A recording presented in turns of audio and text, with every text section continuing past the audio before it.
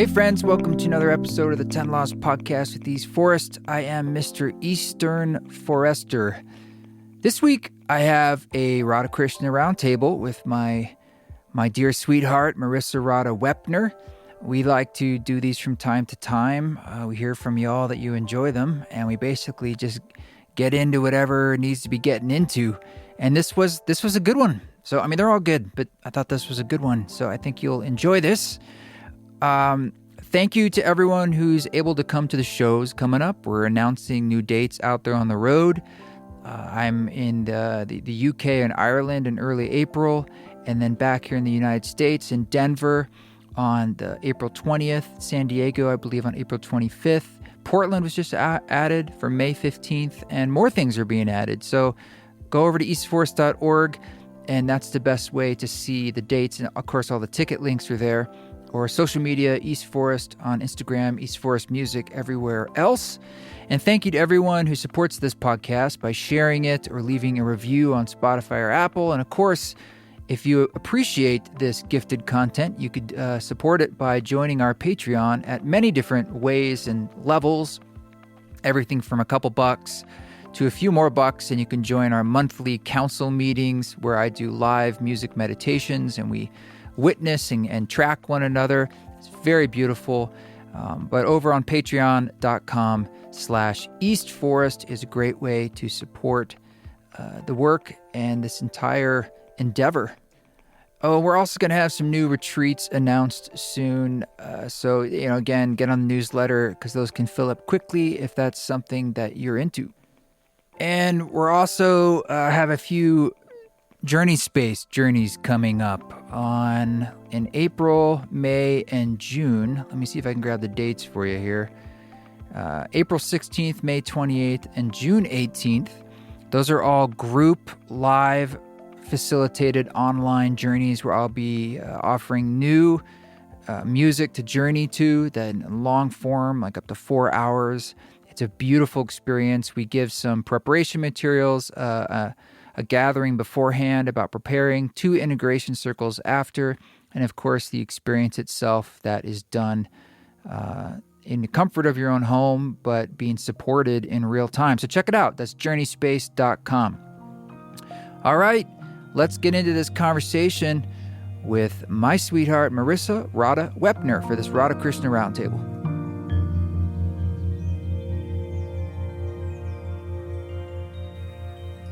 Here we are, post Tree Fort with Marissa Radha Wepner with another Radha Krishna Roundtable. Welcome back to the hot seat. My pleasure. Yeah. My pleasure. Tree Fort Music Fest 10 just wrapped up late last night, the wee hours of this morning. Yeah. It's always a bit of a stretch, at least for me. Well, for everybody, it's a lot, going out that many nights. And I wouldn't say that's my natural predilection. I can do that in fits and starts. Not 5 nights in a row. It's hard for me to go for the endurance marathon, but I like to support. I know it's important to you, and you're one of the organizers. So anyway, we're just on the other side of that. So I think last time we did a Radha Krishna Roundtable, we were saying we're tired, but let's get into this. Maybe that's when we do it. We like to do it when we're spent, so we're completely open. I feel pretty open. I don't recall last time, to be honest, but I'm happy to talk about anything that you'd like. You've got me in a weakened state. My defenses are down. Well, let's just start with the easy stuff. Like, what'd you catch that you didn't know or you hadn't seen before that's inspiring? Maybe people can check out some new music discovery through you. Sure. One of the last artists I saw last night, really randomly, was the Nude Party. Nude, N-U-D-E? Mm-hmm. A bunch of guys from Tennessee, and it was like honky-tonk, college, bluesy, fun, upbeat, just rocking good times. Did they play with their junk out or something? No, they all had their clothes on. Okay. It was 6 guys. At least I think they were all men. It's energetically nude? I don't know. I think it's just like, I think it's one of those names. Attention. Yeah, people are like, hey, let's go check out the New Party. And they're like, oh, it's a bunch of dudes. with clothes on. But a great sound. And I was curious about listening to their full record. And right before that, I'd seen Nation of Language, which was also new to me too, of kind of a venue I just popped into. And I think they were maybe my favorite new artist of the entire. Nation of Language gets the official blue ribbon. Yeah, I might say yes. Cool.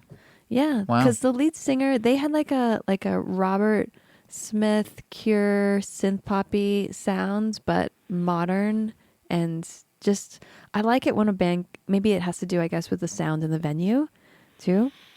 Like it was mixed well, and I think that always matters. It sounded really tight. It sounded really good, and drew me all the way to the front of the line. Or the front of the crowd, right up by the stage. That's always your thing. Well, you enjoy music more if you pay attention to it. Go figure. Yeah. So at a live show, I want to pay attention to the music. And when you're near the back, you're with the chatters. And the chatters really can annoy me if I'm around a bunch of people that aren't listening and they're blah-blahing. And that was happening quite a bit at the back of that show last night. And there were people on their phone trying to figure out where to go next and talking. I scooted around them to like another little side part. And I don't know if this has ever happened to you, but you're in like a tight crowd of people watching a show and the person in front of you like rips the stinkiest part and you're stuck behind them. That happened to me. Does that happen to you? Sure. I mean, I do notice there's like an attractor beam for you in general. Like if we go to shows, it's just you're consistently, anytime there's a little space opens in the crowd, you just go right into it. And then you just keep making your way forward without looking backwards either to see if the people you're with. Following me. You're like a skier on a powder day. It's like, I don't have friends, I'm moving towards the front. Why would you not also be coming up front with me? Is I guess what's going on through my head. Because maybe you don't want to go to the front. I don't know. But I agree. I will say this. The people that are closer to the front are paying attention and they want to be there and they're not chatting. It's a totally different vibe. Exactly. And it's in many ways better. When you get closer, I think you're right. It is. It's pretty awesome. And then when you're in that space with live music, the more attention I give the performer, the more I enjoy it, like I said, the more they get fed off of that. And it's just this like symbiotic relationship. And I look for the artists that are going to draw me in, right? And so a lot of shows I can bop into, I'm like, it's not pulling me to the front. The tractor beam's not happening. But if it does, that's what I'm looking for. You're a good audience member with your little head shake back and forth. Like when I see those kind of people out there, it feeds the performance. Yeah, I want to get into it. Yeah. I really want to get into it. Yeah. And at a festival too, there's a lot of like music grazing, Yeah. And I would imagine as a performer, that's a little difficult to perhaps see. Yeah, like yes. And so what I do is I just tune out, unfortunately, I kind of tune out the room quite a bit. If I can find one of those head boppers, I'll just zone in with them and I'll take your energy. But everyone else is a bit of a energetic vampire because they're leaving or people are coming constantly. And so I try to just like get into a zone and do my thing and just focus on that and accept in advance that you're going to have that. I mean, talk about a pretty big difference from a hard ticket ceremony concert where everyone's hopefully delightful and quiet, and we're all just there. We're going deep together, everyone, versus the set at Treefort. Yeah, I'd say most people are coming and going the entire time. Very few people probably arrive when and it starts. The whole set. Yeah, even like we wanted to see William Brzezinski last night, right? And so we showed up a little early, hung out, listened intently for about 30 minutes, 20 minutes. I mean, to be fair to us, I barely stayed awake to get to that set. So, I mean, I was already like... It was late. It wasn't like it was just you were pushing middle of the day. You wanted to go home. You didn't even want to go out, let's just say. But you Day 5. Yeah. I was like, he's the only thing I was really wanting to check out. Yes. So you hung in there. You pushed through. We listened to a good amount of the set, but then we left. Yeah, you went to another show. But I don't think it's... a bad thing at that particular environment. In some ways, the point of Tree Fort in some ways is to get a sampling of all these different acts from all over the place. And you can't see it all. But I don't know, you're right. It's a plus and minus of seeing part of something versus all of it. But then again, there's an advantage to that too. Regardless, you still do get, I'm not, even the people who saw parts of my set, I think that's okay. And they probably still had a good experience and enjoyed it. You know, maybe they needed to get something else or whatever. You have it no was. idea. Yeah. Part of the thing, you played on Thursday after you played for my class. There was a clock in the room that was fast. Yeah, the main clock on the wall. It was in the Masonic temple, which is a cool room. I think it was an old clock. Yeah, Did it even clock. work? Or was it just advanced like 20, 30 minutes? I think it was like an hour fast, but it wasn't just like an hour. It was like 45 minutes, or maybe like an hour and 30 minutes. So you glance at the clock and you're like, oh shit, I'm late for the next thing. Yeah. When in fact. A couple panic, like, oh gosh, Yeah. I can't believe how did all that time go by. Yeah. And when I played, it was the second time someone's pulled the power out of the wall. Yes, that was a moment for you in your show. We were in a darkened room, big darkened room. Like you said, old Masonic temple. The first time it's been used and opened up as a public venue for other things besides the Masonic rituals. The room was probably like 50 by 40, maybe, lined with these like velvet blue carpet on pews, the floor, blue too. carpet, temple-y kind of architecture. And, and people are packed in, and people are also coming and going. We've got the door closed because in the Masonic Red Room there was a band that was sound checking, Elder Blau, who's really great. Yeah, I did hear that. It was kind of like quite loud. Metal coming in through the door. So the door's opening and closing. Lots of things happening, and you were mostly through your set. You had just played your new track for your live set with Bio, sorry. Yeah. And you maybe hadn't finished it, actually. And you sat down to the piano. Well, I found a piano in an adjacent room, and they hadn't backlined a piano for the set, which I knew, so I wasn't planning on using an acoustic piano. But I found one, a big console, that I was like, it could work. I'll wheel it in. I literally just pushed it in myself and stuck it there, threw some mics on it, went back to the house, got the mics for the piano, and used it a little bit. And I was playing the piano when the moment all the power went out. It was a big pop. Huge, and I know that electric sound. pop. I know that sound. Yeah. And I saw a lot of lights go out. And first thing I do is I glance over at my system, and my system was down. So I'm like, well, okay. Now is anything else down? Because then it's not me. And I recall Steve-O's lights. Steve-O Como was doing lights for me. All the lights were down. Yeah. Yeah. So that made me, that was a good down. sign to me. That means like, okay, it's the room. It's something with the room. Yeah. Which is a fantastic news, because then I'm like, not my problem. But it is your problem because you're performing. And thankfully I was playing the acoustic piano at that moment. So I just kept playing.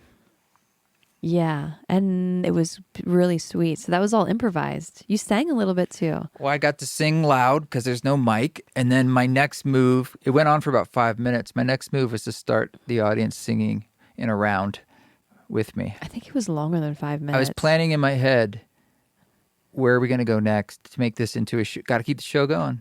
Mm-hmm. And we're going to have to do this old school acoustic style with a bunch of people. Some coming, some going. What were you going to do? Don't go. The power's out. Don't go. Oh, we still got a show, folks. People afterwards felt like that was one of their favorite moments of your performance. Because it's they consider it like, it's sort of like when moments of time happen that are, what's the word? Unplanned, random, real. You know, that's very exciting for us. Mm. And that's a good thing to remember on any quote unquote show or performance, because the more you can keep it alive like that, I think, the more exciting it is to watch. And that's why I've been getting really bored watching shows that are like, you can tell. It's like, first off, I don't even know who's playing what right now. Second off, if they stop playing their instruments against the tracks, you probably wouldn't even notice. It just feels like... That was like Magdalena Bay. Yeah, it just feels like there's nothing alive. It feels dead.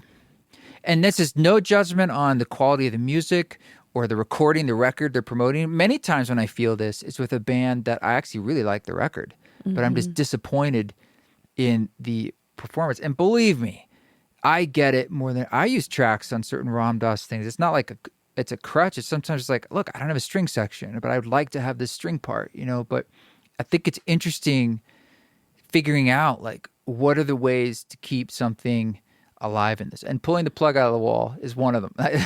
Not my preferred approach. Because it was dark in the room and people were sitting on the ground everywhere, someone sat against the wall and sat against the power cord, somehow the main power source. Wasn't that right next to the sound person, though? Yeah, and not too they far. just sat down right there? Well, it wasn't right next to him. It was probably like 5 feet It's down probably the one of wall. those masons who told you not to sit in the mason chair. That happened. When the power was out, I was trying to get help, trying to get somebody to the room because you don't know what the problem is. And so I was... Did you text 911? No, it was our main Slack channel to the Tree Fort crew. Like, we need some support down here. And there's a big, giant throne chair that's empty. And so I just sat in and somebody leaned back to me and said, would you mind not sitting in that chair? I'm a mason. And I'm like, yeah, sure, whatever. I'm not attached to this chair. I'm just sitting down. Because you were female or because you're not a mason? Because I'm not a mason. The one mason who sits in the chair.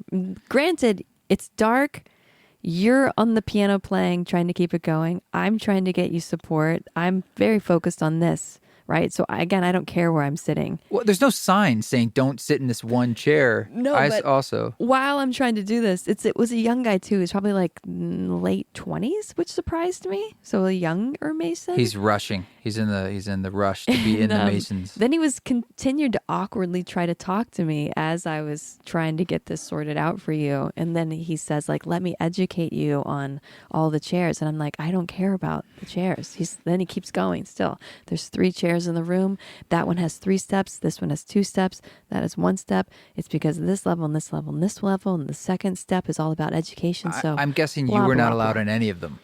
And look, just for the record, the entire building is being used as a venue partially because it's being torn down to be condos, so it's not even like, we're in this active Mason space, and they decided to rent it. Well, I wasn't offended at all that he said don't sit in the chair, because I get it. If that chair is sacred to you in this moment and you happen to be sitting in front of me when I sat there and that mattered to you, it matters to you more than it does to me. Do you think he happened to be sitting there, or that was his thing? He's like, I'm going to sit by this chair and tell people. When I was by the soundboard by the main entrance, he later left, and then he did another one of those like, thanks for getting out of the chair. I just felt like blah, blah. And I'm like, I don't care.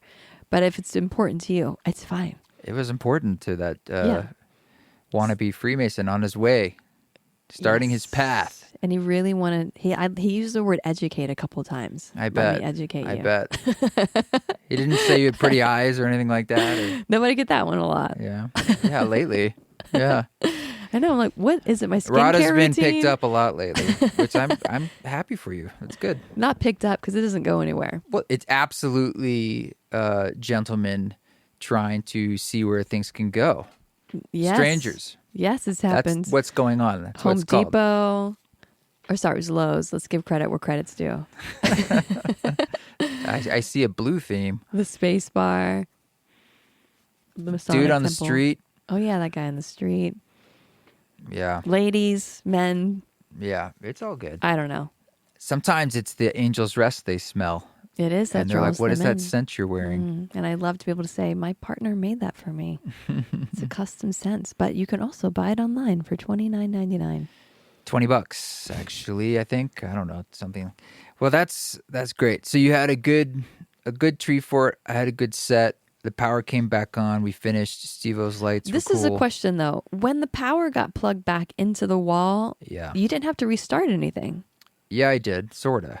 I was very slick about it. Oh, okay. Because it was seamless. Well, first off, not good to just unplug things. No. So, but it's happened. So what are you going to do, right? And one of my pet peeves is when I finish a show, like a show, and then you go off, do merch or whatever, and you come back to break down your gear, and the house person has just unplugged your things out of the wall. It's like, I have a shutdown procedure. And then, I know this is nerdy, but... No, I feel that. I get it. It's just the way things like to be unplugged. Yeah. And so I knew that whenever it came back on, the keyboard would just come on because it was already, the on button was on. What are you going to do? And the interface, I would have to manually turn on. So I did just go down there and do that. And the computer has battery power, so it never went off. Yeah, the computer stayed on. That's true. Right. And so that's good. And so then I just had to wait for the interface, and then I did have to go down there and select it in the preferences and stuff. And, Okay. But I knew that it's probably, because unfortunately it's happened before. Yeah. It's like, it'll probably be okay. So you were planning on that while you were singing and playing the piano and planning the round you were about to start? Yeah. What was the round going to be like? Words or I hadn't like really East Forest figured tones? out I don't know. I think I started singing, I made up a lyric. I was singing something at the moment, and I was just making stuff up. I was making up a little song, and I was going to do something. I was trying to figure it out in my head. I was like, where should I go with this? Should I make a new song? Can we work with this song? You know, what's it going to be? Can't be too hard. It's many things at once. But I'll tell you what, it's with the loopers and all the stuff, it's kind of like a game of Twister. You're doing that all the way. A game anyways. of Simon, right? So actually, my brain's very used to, you're like doing a loop, performing something, and planning what's coming in about 2 seconds, 5 seconds, 10 seconds. So Yeah, you're a master. Very skillful. I wouldn't at say that. master, but I'll say I'm used to that chaos in my brain of. Yeah.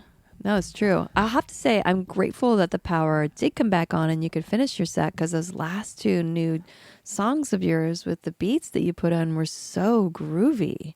They were so that's kind of you. good. And you have the cute little shoulder shake dancey thing that you do. That when you get in the pocket with the beats like that, it was great. I thought it was an opportunity being at a festival. I knew the vibe. This is what, the 7th True4 I've played or something. I knew it would be that energy. So I was like, well, great. Then if I don't have everyone's attention the whole time with every little nuance, then let's get a little messier. Let's make it a little like more rocked out and have those moments of bigger dissonance and heavier beats and bass. And I thought it was appropriate for the space. And it sounded really good. That's kind of you. I actually didn't want you to hear it in advance. I know. And I didn't even want to tell you because I wanted it to be a surprise for you. I didn't want to say, I've been making beats and I've been throwing them into the set. And I got this idea. I'm going to try something for Well, Tree you Fort. had asked me a couple times, hey, Radha, do you think it's okay if I get a little bigger, if I get a little dancey? That's the question. It wasn't like, here's my plan. No. And I had I a plan. said, yeah, totally, babe. I think that's a great idea. And I also didn't ask to hear it ahead of time because I'm like, what is he going to do? I can't wait. So I like anticipation and surprise, and it was really great. I think I did a little something like that at the Wisdom thing in L.A. You did, but Yeah, this was one song, though. This was different. You didn't play the same thing. I did not. No, it's all new. Everything I played was a new approach on every song. Well, will you play those again? Because I really liked them. Yeah, something like that. I think for this UK and Dublin thing we're going to this weekend, I heard the churches are pretty reverberant. So, but the short answer is, yeah, I'll continue to play with it. But see, what I'm trying to do, sometimes you're doing things similar ways, even if you're live looping. And I'm just like, I just want to shake it up and be like, I want to reinvent how I play some of these songs completely. And completely, maybe it still has the Ram Dass voice, but it's like, or whatever it is, the thing that's the glue of the song. But the rest, it's like the harmonic structure or the beats, just change it. It was fun. It also makes it kind of fun live because I think for the listener, it's more of a moment in time. Like they're like, oh, I haven't heard this. It's not on the recording. It's a different way of doing it. Well, that's how I felt. I think you're number one global listener. Says the AI. Says the AI. It tells you. And I think it's a safe bet. I've been to more of your shows than anybody else. Yeah. You've been to a lot of them. Like 99%. Yeah. At least in the past 4 years. So for you at True Fort, did you discover any new music? Or what stood out for you? Well, definitely, I saw lots of things I haven't seen or heard of before. Some of the things I knew were good. Like I enjoy Jens Karas's stuff, and I actually saw him for the first time last September, and so some of my friends who are playing, great. But I actually, beyond that, wasn't super inspired by. There was nothing that was like, what's the word? Like, got me really excited creatively, where I started thinking, but oh my gosh, maybe I could do things like this. That's, I have to be honest, that's quite rare. But I'm always searching for that. Otherwise, it's just... Well, you did say that when we were watching William Brzezinski, because you're like, what if I could just drink a glass of wine? Scotch. I think it was scotch and a beer, and just wear sunglasses at night and sit back and look at a computer and just like drink. And every now and then something's happening on the computer. Well, beautiful music is spewing forth. Some of the things he was doing, I heard musically, definitely actually got me thinking a bit. Gave me some ideas, for sure. Yeah. And that happens all the time. I listen to anything, you just start thinking like, oh, what if I did a bass line like that? I wonder what that would be like. Or, but I'm always searching for the innovation, whether as a performer, I'm always looking for those things, regardless of music. Just like, that's a really interesting thing to do as a performer, to make a show. What falls into that category? Oh, anything from, there's this artist, Ethan Rose, that was in Portland, and I went to his show at Halcyon, I believe. And like, all of a sudden, like, deep into the show, there are these people in the audience, they secretly had like horn instruments, like a trombone and stuff. I don't know how you secretly have a trombone, but they did. I just didn't notice. And all of a sudden, they joined into the set from different places just next to you in the audience, and then eventually made their way to the stage. And I was like, I love theatrical things like that because, one, you remember it. And here I am talking about it. Like, the power going out is highly theatrical, and it's the thing that people remember. Like, when I used to chop wood on stage, it was pretty specifically done because it's theatrical. It's cool. It's memorable. It's visual. It's physical. Wood bits are flying into the audience, and so I'm always interested in like things that make it not gimmicky, but it's like an interesting show. Now we're adding layers of innovation. Well, what about the Mercury Rev Clear Lights Ensemble? Yeah. So that was something that I found really inspiring, but not musically interesting. Yeah. But it was basically a super group. And when I read more about it, it said that it was essentially sort of very improvisationally based, which I think is cool. But when playing you have... to an old film. So it's in dope. a theater, an old cult classic film. I've never seen this one. I don't know what it was. 50s film, maybe. Yeah. And there's maybe like 15 musicians on stage? Yeah, here's my point. When it's that many musicians on stage and they're all really good and stuff, it was basically everyone was playing something all the time. There weren't many moments where someone was just sitting out. And so it didn't have much of a flow musically. It needed, I thought, a director or a conductor. Even if it's like, when we see the big circle of bands, the super thing with the drummers, and it's like 50 drummers. They don't call it Battle of the Bands. What is that called? Band? Oh, it's going to come to me. Describe it's a Treefort thing where different bands who are here. This year there was 540 artists in the lineup. So not just solo artists, but bands included. And so anyways, we do this thing. Oh, it's driving me crazy. I can't think of the name. It's outside. It's a big ensemble, circle. But it'd be like this band versus this band versus this band, then this band, this band. There's a conductor in the middle, and he'll hold up like C and point at the drums. Right. So someone is saying to 20 drummers and 15 keyboardists and 12 guitarists and 8 bass players, not like everyone plays C, is someone pointing like this group. Yes. And they had some kind of just very vague, like this card means like low rumble or something, and this card means like get a static. Yes. So it had shape. Yes. This didn't have much shape. It was a composer. It felt like kind of like free jazz, which I can get into my Ornette Coleman. I mean, don't get me wrong, or Sun Ra. It's What did cool. you think of Death Heaven right before Mercury Rev Ensemble? Oh, right. It was like metal screamo. Mm-hmm. Not my kind of music, but I thought it was excellently done. Yeah. And that's the kind of music, I think it's ironic that like there's certain music, a lot of music these days, you can't enjoy it without earplugs. But if you have the right earplugs, it's awesome, because it's not hurting your ears, but they're going full blast into your ears. And they were really tight, which is what makes good metal. And the Screamo dude, it made me think of an old voice teacher I had in New York called Melissa Cross, who was the voice teacher for Screamo dudes and ladies.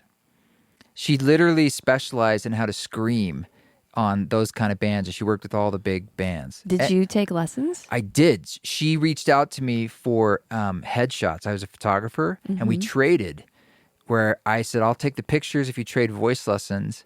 And she didn't teach me how to scream. I think I got like 5 or 7 lessons from her because I was charging a lot of money for the headshots. I really liked her. And she just taught me straight up like singing stuff. And I had actually taken classical singing lessons for maybe end of high school all through college once a week. So for 5-6 years, like legit singing lessons. And I was always like, didn't feel like I was progressing, maybe is the right word. It's sort of like acting. Like at the base level, you're either just a good actor and then you can learn a bunch of technique. But if you're not just naturally a good actor, it's kind of hard to become a good actor.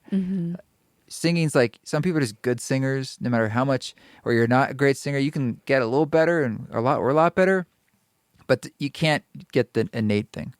So with her, she taught me a few things that I still use to this day, though. Just little simple things. Like what?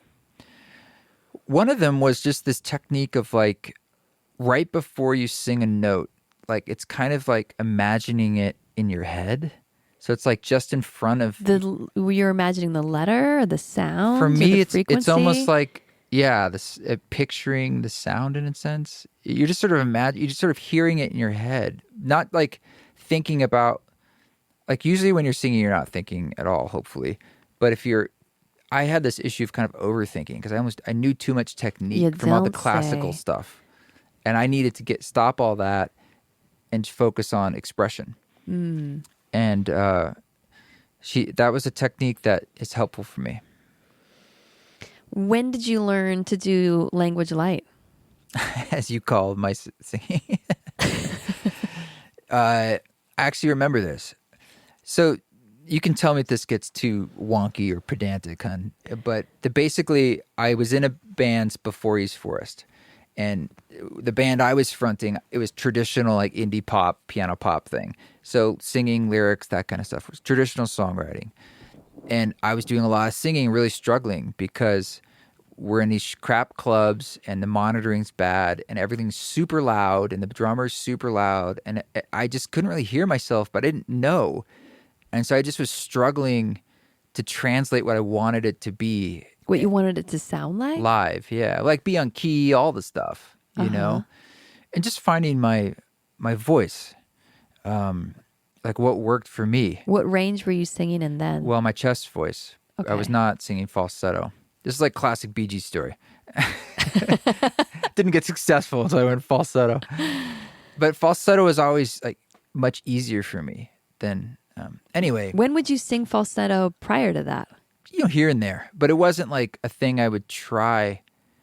It was a very slow process. So even when I started East Forest, the two things out of the gate made a conscious decision. One was be a solo project, so I wouldn't have to deal with alcoholic drummers that made death threats to me or people who, all the band stuff.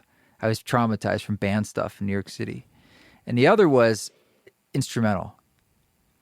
Just a little singing here and there because that's not the thing. It's not about me. I didn't want it to be I didn't even want it to be about me as a person. I just wanted to be about the music. I didn't want my picture on it, and that's why East Forest wasn't my quote-unquote name. It was like, no, it's a thing. It's a project. It has a mission, but it's not about me. And so that's why I wasn't really singing much. I was also traumatized from the singing. I can answer your question. I'm getting to it. Well, no, this is great. I don't think you're getting pedantic at all. I think this is an interesting conversation, and particularly for your fans. What? Don't laugh at that. If it's interesting to you, let's talk about it. No, that's why when I'm interested, I engage by asking questions. Okay. And now I forgot what my question was. Well, we were talking about, I started the project, didn't want to sing. And I wanted it to be mostly instrumental and not have a band initially. Yeah.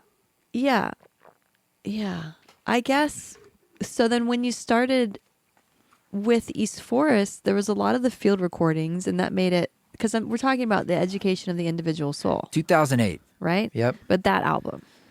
Yeah. So, I mean, to really connect the dots, in 2005, I believe, my friend Mark, took me to a show, and he didn't want to tell me. I didn't know the band, and he just said, look, just trust me and take a little bit of mushrooms. And he gave me this chocolate with 1.5 grams of mushrooms. This is before East Forest, before I was doing all this in ceremony. I said, sure. I took the mushrooms. I sat down at the Beacon Theater in New York City in the balcony, and the show started. It was Sigur Rós. I didn't know Sigur Rós. And all this unfolded, and that showed me the theatrics that we're talking about. It showed me what a show can be. It showed me about emotion, what music can do. I mean, it was life-changing. Everyone in that theater was crying. We were walking out like a community. I didn't know any of these people. In New York City, I remember us just being shell-shocked, all of us walking in the stairs, walking through the lobby. I was just like, wow, that just happened. And what do you think happened? I'd never had that before. What had happened? An emotional contact with the core of our humanity, our soul. The thing I yearn for now with my music every day is they did it in spades, and they did it with such grace and glory and like lights, and it was so well done. So well done. It's like, this is what music can be. It's deeply inspiring to me. And that's not why I sang falsetto. I know Jonesy does as well, but that wasn't. I just mean like the emotional character and intention of the music. You're making me think of what our friend Sadie said to you this weekend when she was describing how important your music She was very drunk when she told me this. To her. Yeah. But she said something that I think articulated it really well that you're touching on. She's like, I love it so much. It means so much to me. And listening to East Forest, to really get it, it requires you as the listener to be vulnerable. And people that don't get it can't get themselves into that space of vulnerability listening to it. And I think that is very accurate. I think that it asks for vulnerability, and some people don't want to do that. Our other friend Jen, she was saying to you too, I cry every time I listen to you play. This is the 6th time at your shows I cry. It's that vulnerability piece of the emotional contact. So I would say that you're doing it. That thing that they're talking about is the thing that we all yearn to be in touch with. And the more out of touch we are with it, the more it makes us cry when the more it's like bittersweet, because it's like, how I don't want to leave being home. And that's why I play the same too. It's not mine. It's not me. It's the thing that we all really, really need. It's like a baby being touched. It's like, we need that. And we think we don't. It's like physical touch to the heart. Yep. And you can't just physically touch it. So you have to touch it through art, through meaning. And that's something that you have to discover. There's many ways to do it. Some people, it's just going into nature or caring for someone. I mean, we've been told over and over again the golden rule, things like this. Like, how do you feel happy? Make someone else feel happy. It's like these things. But just to answer your question, hon, you asked me, when did Language Light happen? No, it's called Light Language. Yeah, no. I remember when it happened. Language Light. It was years later. It was probably 2014, 15. Okay, so many years later, from 2008. Okay. I was in a ceremony at the ranch. I remember which ceremony. It was a ceremony that the Prana record. It was 2012. Yeah, it was the winter solstice of the 2012. end of the Mayan calendar. Yep. And we all went down, and we're doing this ceremony in the dead of winter, thinking like, this could be it. It's going to cross the time, and it might be a whole different world out there, so let's do this big ceremony. And as I went into it, I actually consciously thought, like, I think I'd like to try to just be a little freer with these vocalizations, and if language wants to come out, not be attached to any words. But it felt kind of strange and vulnerable, and that's the Prana record. So Apana was the first song of the night, and as you can hear on, Sugar Day, that's me just making up, what wanted to flow through. And I dug it. And so ever since then, I just continued to explore it. And now my edge with it is not just doing the same vowels and being like, no, continue to expand into like new zones. The same thing with the beats. It's always like push a bit because pushing is where that vanguard of discovery is, of something speaking through you. Otherwise, it just becomes a performance. Well, I would have to say that probably your vocalizations and the falsetto and like non-language is one of the key ingredients to the vulnerability in your songs. Because in order to allow yourself to do that as a man in particular, I think too, and record it and let other people listen to it. And then someone says, "Who is that lady singing on your songs? I can't understand her." Like that. She's saying something. I don't know. It's some kind of words. What's the lady saying on what your is track? that lady? I've heard this. I'm saying this because I've heard. What's the lady saying? Right. I can't understand her. That's in itself very vulnerable. It's one of the big keys in the lock, I think, in the East Forest mechanism. And I love it. And I do love it too when you sprinkle in words or phrases as well. I used to do that more back in like 2015. And You've then done I it stopped, a lot less. And now I've been doing a little more. I just really believe in the power of music on its own. And what's great about not enlivening the language centers of our brain, I think there's an advantage to that. But at the key moments, and this is not to discount lyrics and words and poetry, it's just my strength always felt like music was coming first. When I used to write lyrics, it was hard. When I did the Karen record with Keith Sweaty, mostly on that record, my job was writing lyrics and singing them, and I enjoyed the challenge, but it's not easy for me. Yeah. But the whole light language thing, what do you call it? Language light. Language but light. It's language Lite. Lite. Yeah, but it's a pun on light language. I get it. Well, not everybody does. We had to explain to somebody just last night what light language was. Yeah. Yeah. If you don't know, Google it.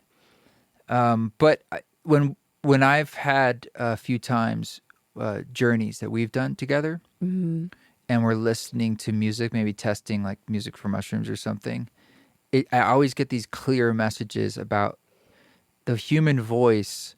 It's like our eyes visually. It's the vehicle for us to hear the soul, and it just keeps telling me, it's like, sing more, just sing. Quit second guessing yourself or judge. It's just like that. That's sort of like all this is supporting that in a sense. I'm not the strongest singer. I'm just saying it doesn't matter. I agree with you. I think that's true. I support that. Sing more. I love it I get when you that sing. message, over the years many times, and I think I'm saying this is a universal thing about the human voice. It is like a snowflake. It really is a reflection.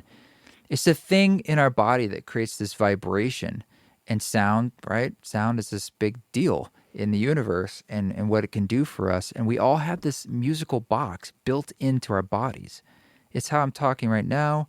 And then you turn it into this thing called singing.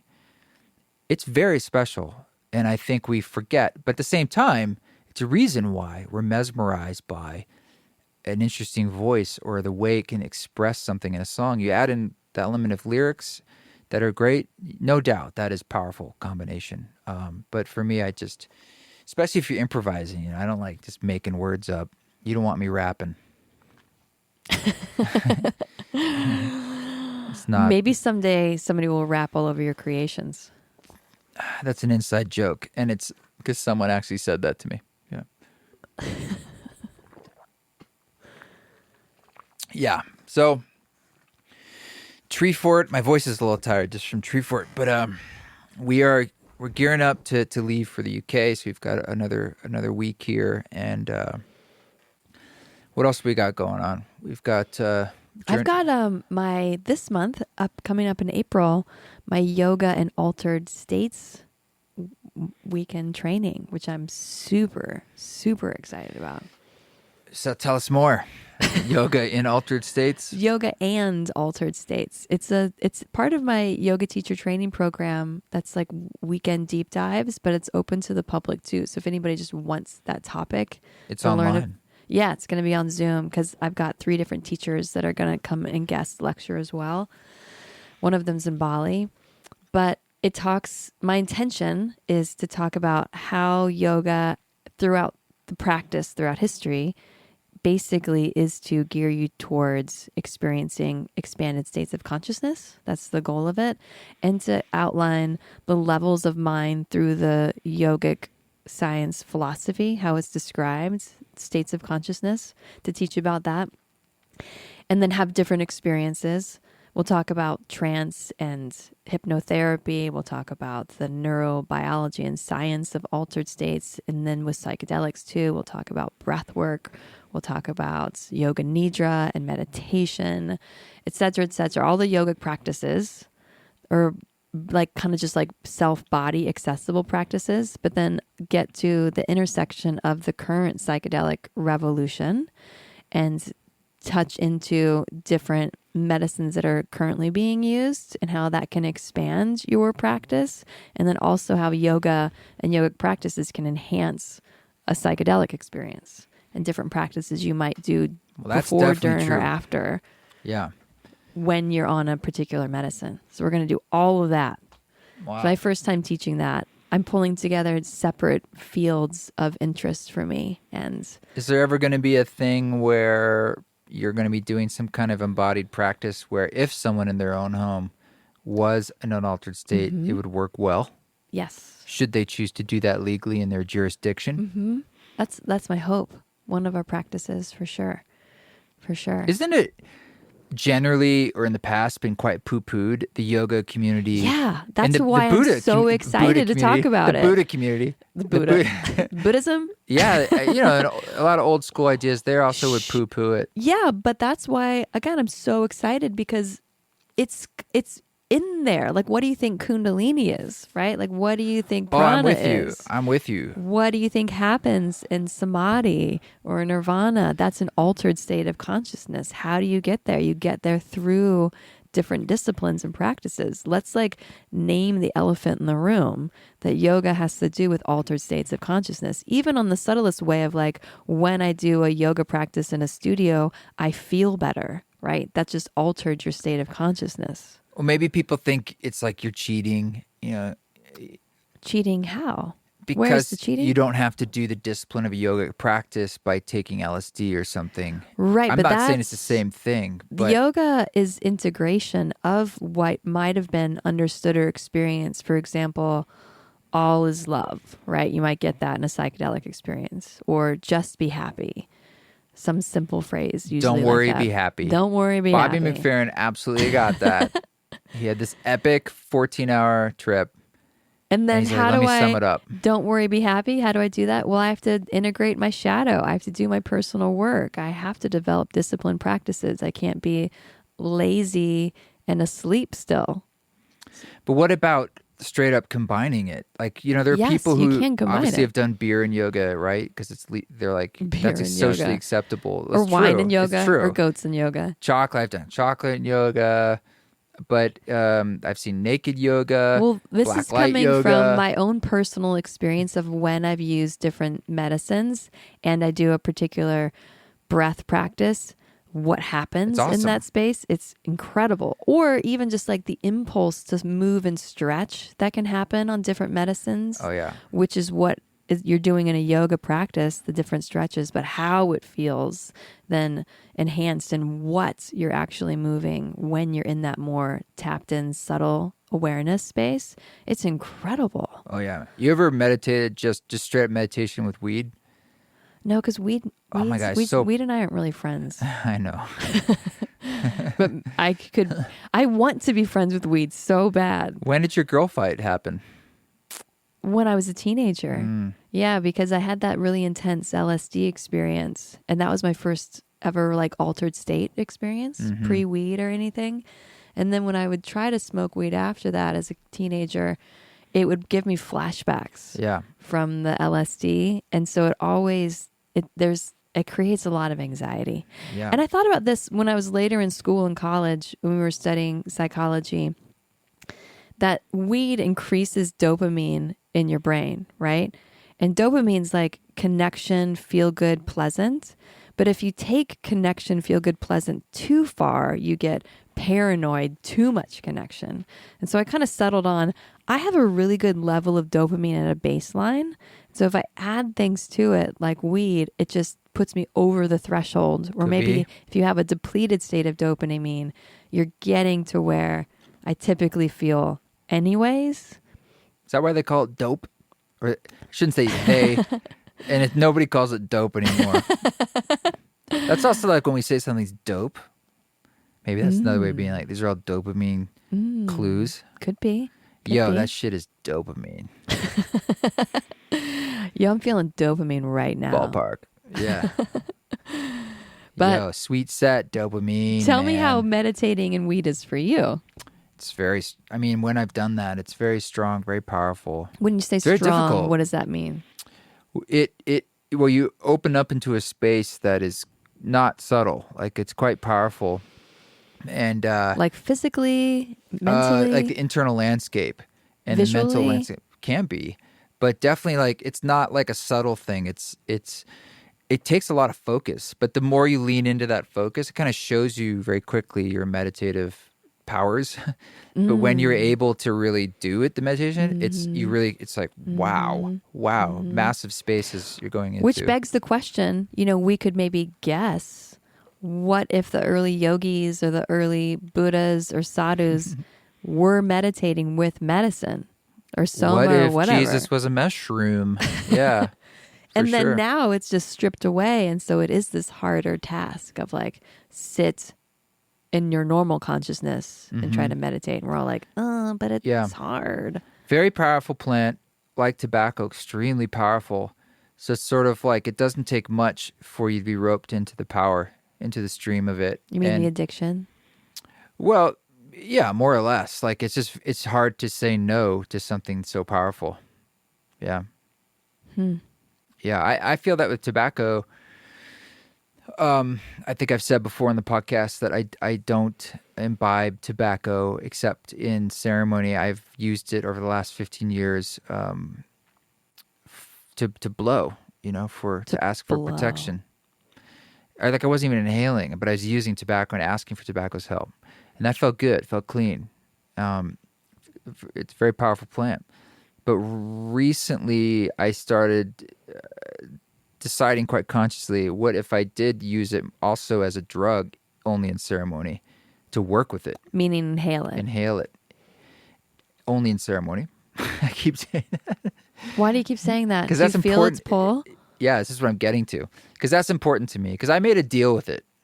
And I was like, and that was part of my deal. And it's like, You made a deal with it when? with my bicycle crashes. Because it was involved in my crash. So years ago. Many years ago. Yep. I was lying on the pavement, my arm twisted and broken and horrible pain, and I made a deal in that you moment. crashed because you were rolling or smoking? I was a little bit high. It wasn't the only reason, but it was one of the reasons. Yeah. High on tobacco? I was getting a little bit of the spinny feeling. Yeah. Yeah, I was smoking a spliff. This is a long time ago. I was in Portland going to a movie by myself on my bike. I rode my bike everywhere. And it was the second time I crashed. And when I crashed in the same way on the same bike, broke my arm in the same horrible way, had the same surgery, just longer plates, more screws, everything. It was very eerie. And it wasn't long after I'd come back from the jungle and had a 10-day dieta for the first time, which is a really rich experience, shall we say. And through that experience afterwards, I got quite depressed. And I remember a moment... The bike accident or the dieta? After the dieta, I think it was before. But the point is, I just remember getting to a point where I'm just like, you know what? Screw all this. Screw you, universe. I don't, blah, blah, blah. It's just, dieta after a journey is often the most important time. And I was just getting frustrated. And the whole experience was kind of traumatizing. What was frustrating?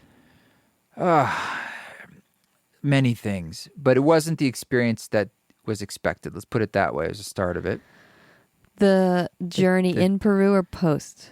The journey in Peru. Wasn't what it was expected. Yeah, yeah. And you came back and you were feeling more angry. depressed. Yeah, I remember not feeling so good about it. And then this accident happened. And if anything, I felt more angry and confused.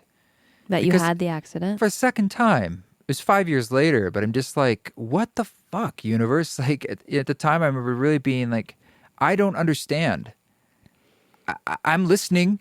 I really don't want this. Like, what is it I need to know or do or change? Like, I'm a guy who works pretty hard, and I was just feeling like it was felt unfair. Mm-hmm. And I never got like a clear answer on that. But I think Still to this day? Well, to this day, the peace I've come to is more karmic. It's like, it's not about what you understand in your head, or it's, X, Y, Z. It's like, look, these things are beyond me.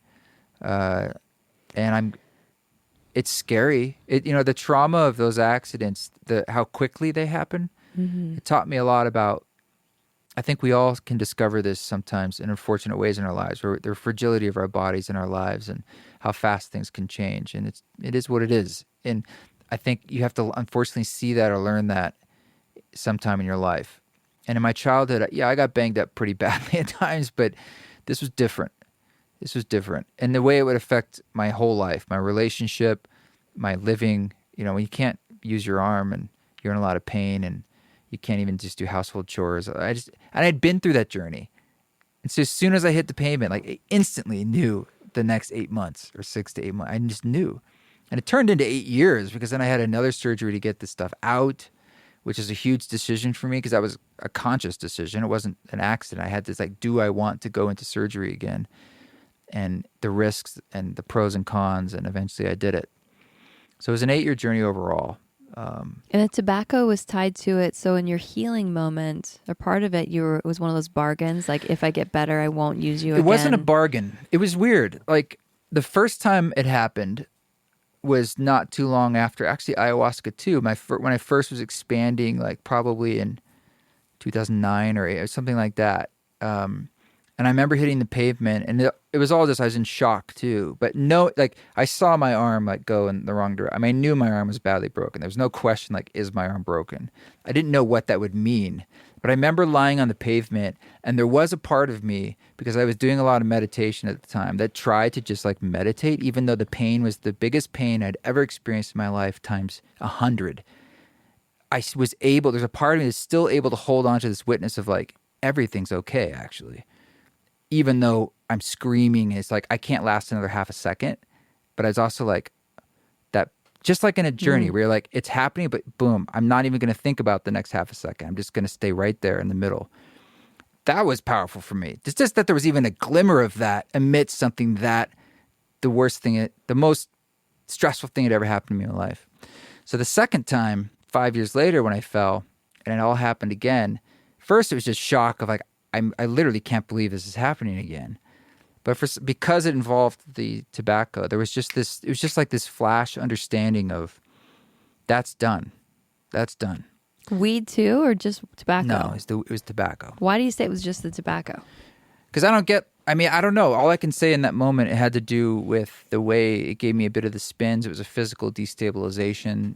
I don't know. It was just about the tobacco. It was like this very clear thing with the tobacco. It was no negotiation. Yeah. And that's why I'm saying now, in ceremony, because I'm like, I'm not saying... You hear this tobacco? Are you listening? Tobacco and I are cool. Like, I'm saying that we discussed this, so to speak. Like, I'm just telling myself, like, there's parameters around it. What I was trying to get to, for the first time ever in my life since I've inhaled it, only in the ceremonies, and I've noticed, even just doing that's happened, 3 times? That's it. So for a couple hours for 3 times over the last year or something, and I'll still think about it. I can feel it in my body, like weeks later. Mm-hmm. Well, I'll have to say... And I was never a big smoker, by the way. I was never like a tobacco guy. Since we were in Costa Rica for that one ceremony a month ago, and tobacco was used then, I've thought about tobacco. Yeah, it's so and I had maybe like 5 puffs of it. When I do use it though, I am using raw jungle. I mean, it's very strong. Mm-hmm. So there is that. And I know, I'm like, look, this is a very, very powerful plant. That's why I'm working with it. Yeah. But I can feel in my veins, like, wow, like I want to be back with its power in a sense, and that's why I think it's a very long way of us talking about with things that are powerful plants, how they can really grab you, because they are intoxicating quite literally. Quite literally. Well, I should say on all levels. Yeah, well, I mirror that. I've witnessed myself have the thought of like, I could just, because we brought some of the tobacco back from Costa Rica. I'm like, I could roll it up and just, wouldn't it be nice to sit on the back porch and smoke that? And I don't do it, but the thought has come through me. It'll get you. Yeah. And it's like, yeah, that would be real It nice. would be nice. This is it's just not for me. And I'm not saying with other people, it's like, do whatever you want to do. I just don't think it'd be hard for me to have those boundaries. And Well, you have a boundary. I like to be able to, thank you. I like to be able to call on its power and have that feed music. You know what I'm saying? Like, Yeah. that feels like really beautiful to me. And I think the first time we did this was on Christmas when we had our own Christmas ceremony. journey. And we don't take many journeys, And so when we do, it's really beautiful often and intentional. And Christmas, we're like, I think this is finally a day where we definitely don't have anything to do. We like to call it Naked Psychedelic Christmas. And we didn't have the kids this year. Yeah, not when the children are here. It's the every other year Right. experience. And so we were doing this journey, and that's when I made the decision. I remember we were listening to Journey Space. No, it's Journey Space music. It was Journey Space. Oh, yeah. Yeah, because it was the January journey. Yep. I've been making all this music for Journey Space for Journey, and we were like, we should probably, test this out. And it was amazing. We were like, oh my God, the music was great for this. And the tobacco is really allowing it to unfold. And I remember when it finished, I said, let's go out to the studio, and I want to play some music right now with all this in me. Yeah. And we did. Yeah, and I recorded like this piece. Radha's tobacco song or something like that. I called it the Christmas tobacco song. Because I said, let's see what tobacco has to say. Mm-hmm. And then hit record and played piano. And I thought it was a different flavor. It was really cool. It took me deep. It did. I got to stop talking. My vocal cords, you got to say something. I would just take a collective deep breath. It's me getting on my tobacco rant. I need a cigarette, man. Like right now, it's right over there in that drawer. It's pulling you in. It's so fascinating. Yeah, just the addiction. By the way, when you bought that really nice organic jungle tobacco in Mexico, I used it. Oh, sorry. I was saying Costa Rica. We were in Mexico. I used it in another ceremony recently. And man, that stuff, to be honest, like a little too strong. Like it tastes like licorice almost. It's like real sweet and dank. And part of me is just like, I can't, this is too much for me. I can't handle this. Too much in a good way or a bad way? It wasn't as pleasurable as smoke. I mean, I think I'm working with the plant, that's for sure. But it was just like, wow, this is hard to... It was heavy. What did you use in December? Is that just like where were? I bet it was. Just like Bugle or something. No. I bet it was American Spirits or something like that. I don't remember because I didn't have. I used Mapacho that I brought back from Peru in ceremony previously, but that stuff's like, that's true jungle tobacco. Quite strong. Anywho, I witnessed a lot of shamans when I was working in the ayahuasca circles, participating, and they work with a lot of tobacco in the ceremony, of course, but they also they'd smoke it as well, and they're smoking that jungle stuff, and stuff is strong. It is. Yeah. It is. Yeah. And you had a cigarette once at New Year's Eve years back. And Come on, don't tell that story. Right. Now everybody's like, what? It's not that big a deal. I'm trying to... Well, I will share. It paints you in a good light, really. Since we're talking about tobacco, when I was a teenager, my best friends at the time, we would walk down to the boardwalk in Daytona and buy a box of Camel Lights out of the cigarette machine for $2. It's like 14, 15-year-olds. And she and I would keep it between us. And it would last us like 2 or 3 weeks, right? Yeah. And then that kind of habit continued where I'd have a pack of cigarettes, usually Camel Lights, and I would smoke it whenever, and the pack would last me weeks and weeks. Into college, it was kind of just like a casual drinking, hanging out kind of experience. People smoke when they drink. Yeah. And I knew that was true because the packs would last me a long time. And then I started practicing yoga. I started doing 15 minutes of yoga at home by myself out of a book. And maybe like 10 days go by and I thought to myself, I haven't had a cigarette. I want to smoke a cigarette. I'm going to go smoke a cigarette. And I went to go get and try to smoke a cigarette and I couldn't do it. They were gone. I could no you longer smoked them at night. Didn't I you could sleep? no longer enjoy the taste of tobacco. It was disgusting. And from that moment I didn't smoke again. And it wasn't a habit I was trying to change or not do. It didn't bother me. It wasn't an issue, but I could no longer smoke after I started my yoga practice. My boyfriend at the time, he smoked a ton. And kissing him was just like the grossest thing in the world that I hadn't even clued into before. It never affected me.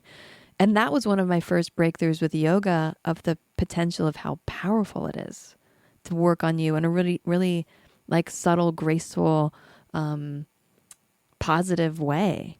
Yeah. So. Yeah. That's a good, that's not many people have that story of quitting where they're just like, I started doing yoga and I just couldn't smoke anymore. Couldn't smoke Most anymore. people, it's just like, I can't stop. No. So I don't know what that's about, but that was true for me.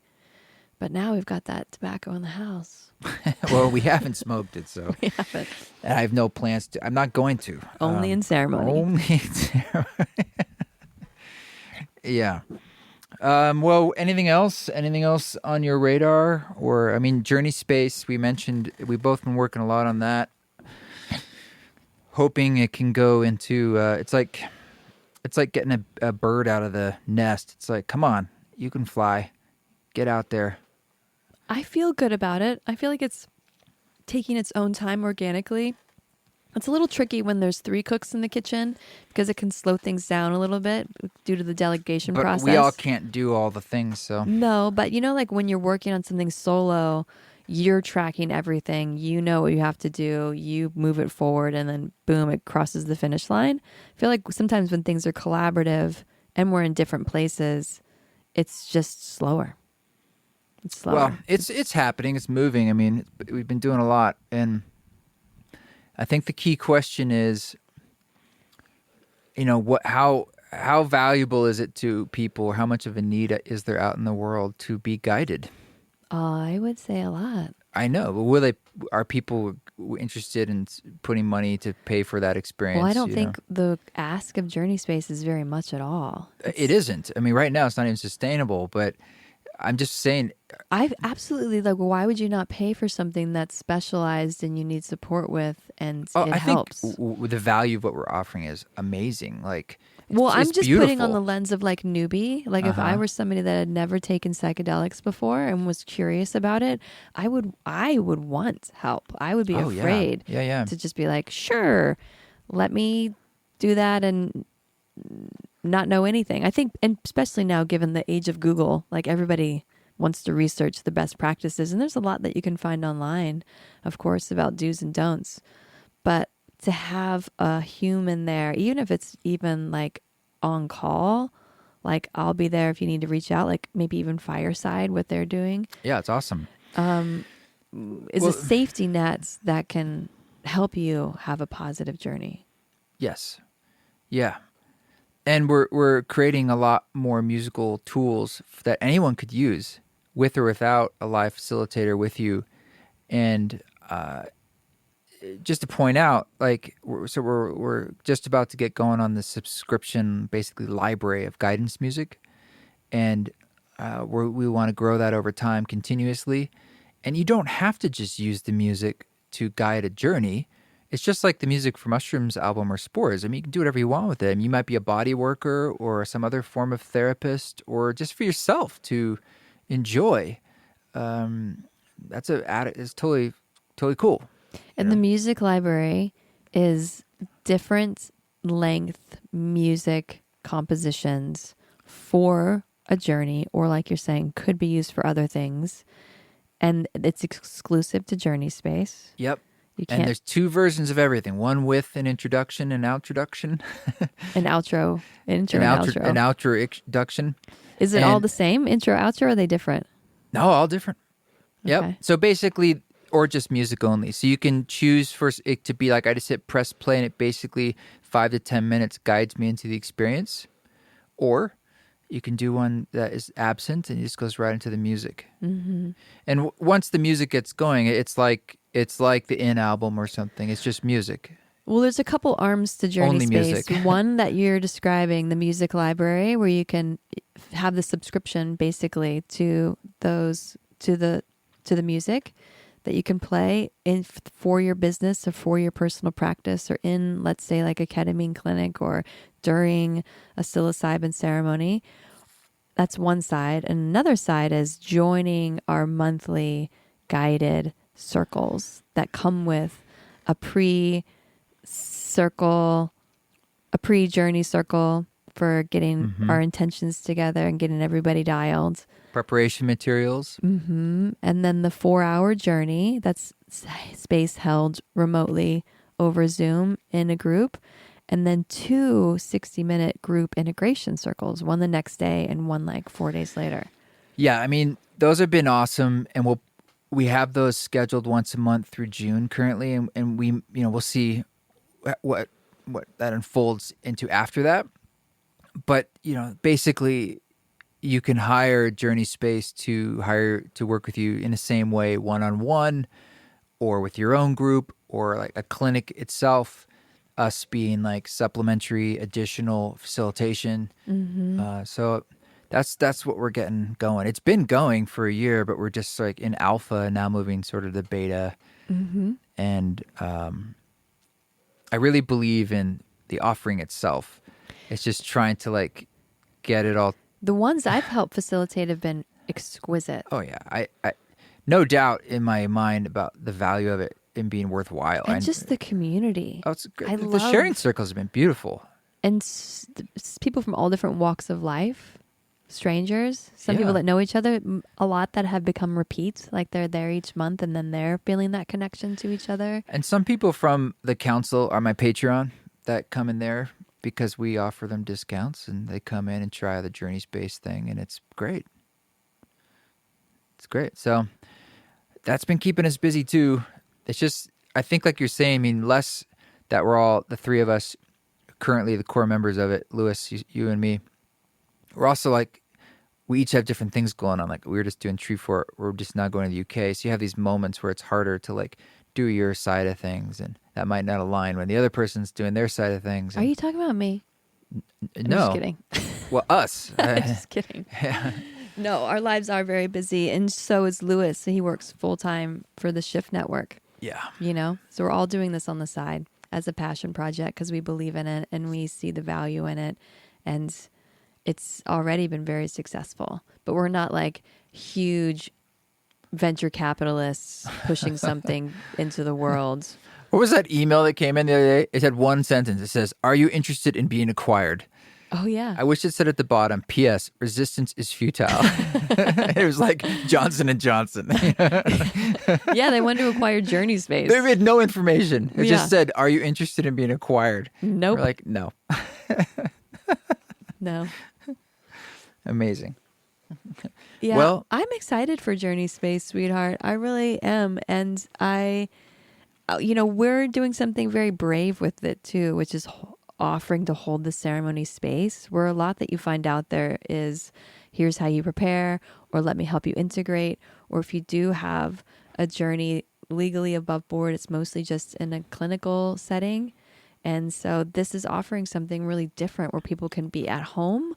They can choose their own medicine. It's really affordable, and it creates community, and the quality of what they're getting, particularly on the musical side, is you can't argue with it.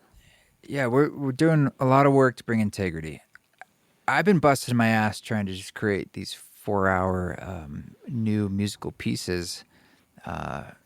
So right now we've got up to 12 hours, and there will be more. There'll be more. And then ultimately we'll be bringing in other musicians too. So there'll be a nice little diaspora of sound. Mm-hmm. So I'm definitely looking forward to how that can unfold.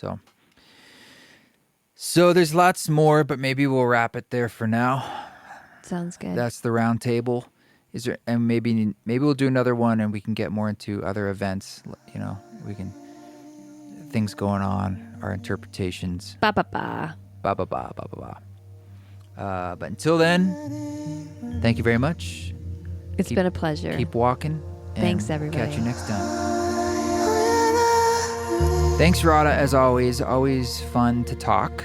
And I'm sure, or I know we'll do it again. I'll probably do a debrief after we get back from this Europe adventure, God willing. This song that you're hearing in the background is actually a sampling of some of the music that has been created by myself for the Journey Space Journeys. So this is music that is exclusive to that platform, journeyspace.com.